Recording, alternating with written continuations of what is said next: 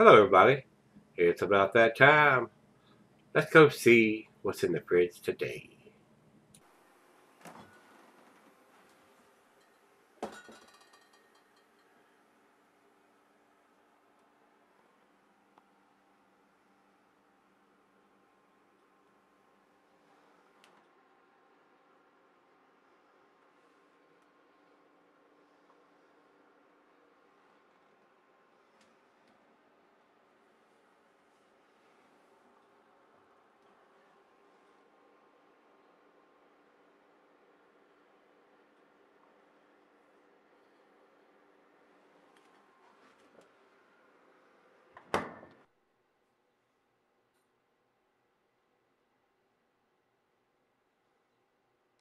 Hey guys, thanks for stopping by Gregsbeerreviews today.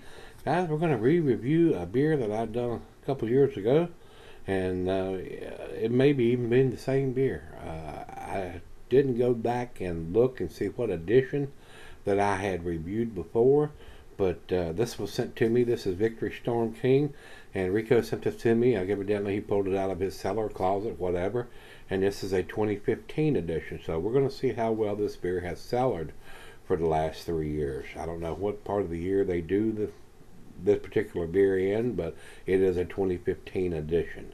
So, with that being said, let's run over. And Victory Brewing is out of Pennsylvania. They're in Downingtown.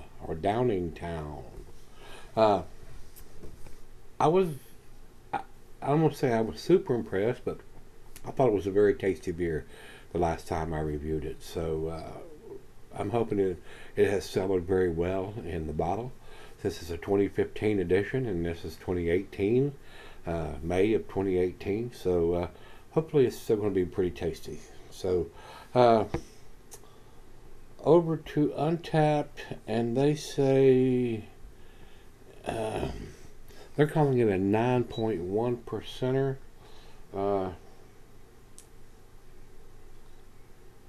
That's what it's got on the label here, 9.1 percenter. And other than having a little sticker here where he said 2015, I think he said it's smudged off. So let me look at the note he sent. 9.1 Imperial Stout with 95 IBUs. Purchased a 4-pack back in 2015. And it was $9. It had a date, but it smudged off. He said I reviewed it a couple years ago. So we're going to see how well it's cellared. I may have reviewed the 2015. Like I said, I didn't go back and look and see if I'd have done a 2016 or 2015 or which version I did. I knew I had reviewed it a couple years ago. So with that being said, we'll run over here to Untapped. It says a thundering hop presence collides with massive espresso and dark chocolate flavors and are dense and full-bodied imperial. Well, if you were getting a lot of espresso notes when it was put in the bottle, those may have faded by now. So Rico sent me, it's been a while back, a couple months ago, he sent me quite a few beers evidently out of his closet or his cellar. And some of those, a couple of them, were way past their prime. So I'm not going to review those. And matter of fact, I gave them to the other half and she drank them. It was either that or pour them out. I'm not going to meet them out the brewery because I'm reviewing an old beer that somebody has sent to me. Rico, I'm sorry, but I'm not going to review a beer that has a bunch of floaties in it and is well past its prime. So with that being said, this style of beer, being an Imperial Stout, should keep for a long period of time. But if they've introduced any coffee or they were wanting you to have some coffee notes, those may not be there now. So we're going to go ahead and get rid of it and get it out of the fridge and see what it brings to the table. Untapped says this is a 65 IBU beer. So we know it's a 2015, we know it's a 9.1, and they're telling me it's a 65 IBU. So that's all we need to talk about there. So we're going to step back over here, and I'm going to open this puppy up, get it into the glass, and see what we have. A little bit of hiss, a little bit of smoke. Into the glass we go. And while I'm pouring this, guys, I will tell you the cheese is a buttery brie, good Havarti Swiss, general chocolate, digestive. Meat is beef, smoked meat, game, and grilled meat. Glass bar to pint, Becker, non tumbler, snifter, oversized wine glass. I got my favorite tulip glass today, guys, and it says here you can settle this for a long period of time. I just don't know how much of the espresso coffee notes will have faded since this beer, depending on when part of the year they've done it. And I'm just going to, if it's a 2015, it's a 2018. I'm going to say it's 3 years old. So not much of a head on that aggressive pour. It is pitch black. I'm not getting a lot of light through the glass. To the nose we go. Rich roasted malt. Hint of some toffee or caramel or black molasses. Maybe some licorice in there. And that's basically all I'm getting. I'm not getting a lot of coffee or espresso notes on the nose. But it's right out of the fridge. We're going to let it warm up like I always do. Cheers, everybody. Cheers, Rico.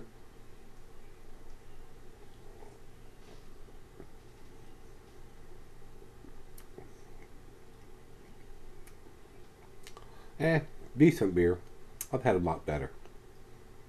Just have a strong bitterness to it for only the IBUs if they're listening to that. Well, for what did I tell you? It was 65 IBUs. That's a lot of IBUs for an Imperial Stout, but it's a 9%er. I think it's a little heavy on the bitterness right now at this stage.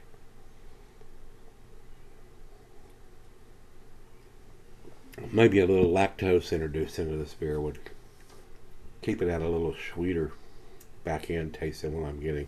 It does have a very strong bitterness on the back end, guys, right now. So, don't know if I'd want to cellar this beer for a long time. This may be one of those that you probably want to drink fairly fresh within the first year it's put in the bottle. I'm just making that assessment because I'm thinking it was a little tastier than this when I done a fresher bottle back in 2016 or whenever I done it.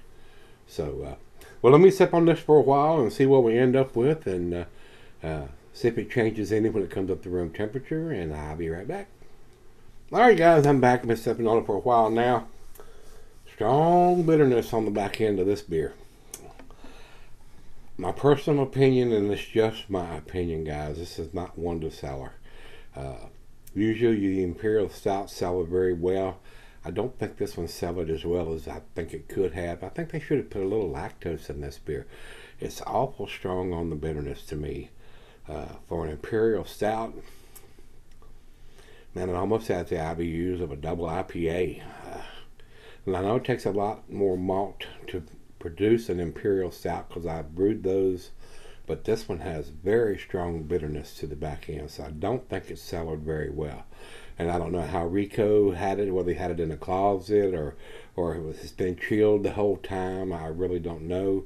But this is not one that I think that I would cellar. You probably ought to drink this fairly fresh, like I said earlier, probably within the first year that it's put in the bottle, because I find it extremely bitter now. So let's do the final chug here.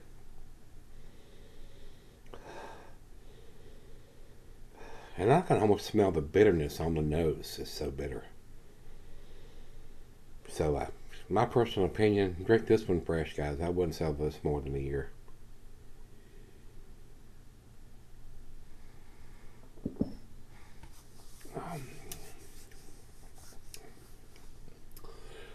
Definitely got some nice rich roasted malt, some black molasses and some licorice, and with the black molasses and the licorice, it's got a strong bitterness to it, guys. It really does. Not impressed how well this cellared. I'm gonna give this a B+ this time. This is probably something that I would not buy in cellar. If I bought it, I would drink it fresh. So let's jump over to Beer Advocate and see what they say. They have it at 4.05, an exceptional range. I would probably agree with that, fresh, but not now. This did not sell it well to me.